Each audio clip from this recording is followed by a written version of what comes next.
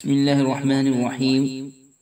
حضرت جابر بن عبداللہ رضی اللہ عنہ روایت کرتے ہیں کہ رسول اللہ صلی اللہ علیہ وسلم نے انگلیاں اور پلیٹ چاٹنے کا حکم فرمایا، نیز فرمایا کہ تم نہیں جانتے کہ اس کے کس حصے میں برکت ہے۔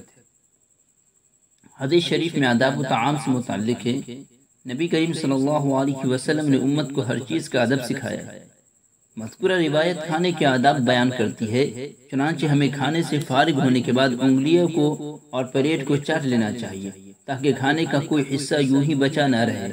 ارشاد نبوی ہے، شیطان ہر کام کے وقت تمہارے پاس موجود رہتا ہے، یہاں تک کہ کھانے کے اوقات میں بھی، لہذا تم میں سے اگر کسی کا لقمہ گر جائے تو اسے صاف کر لے اور شیطان کے لیے اسے نہ چھوڑے۔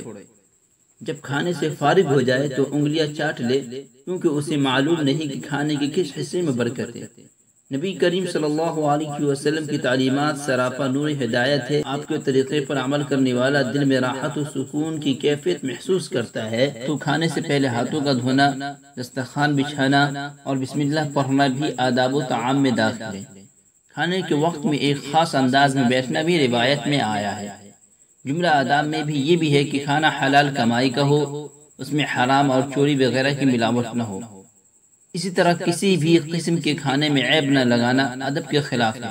رسول اللہ صلی اللہ علیہ وسلم کبھی کھانے میں عیب نہیں لگاتے تھے، پسند ہوتا تو تناول فرما لیتے ورنہ چھوڑ دیتے۔ دائیں ہاتھ سے کھانا اور 3 انگلیوں کا استعمال کرنا بھی ادب ہے۔ کھڑے ہو کر کھانا ممنوع ہے، نیز گرم کھانے میں یا برتن میں پھونک مارنا بھی منع ہے۔ اس نوعیت کے آداب و سنت حدیث کی کتابوں میں کثرت سے درج ہے۔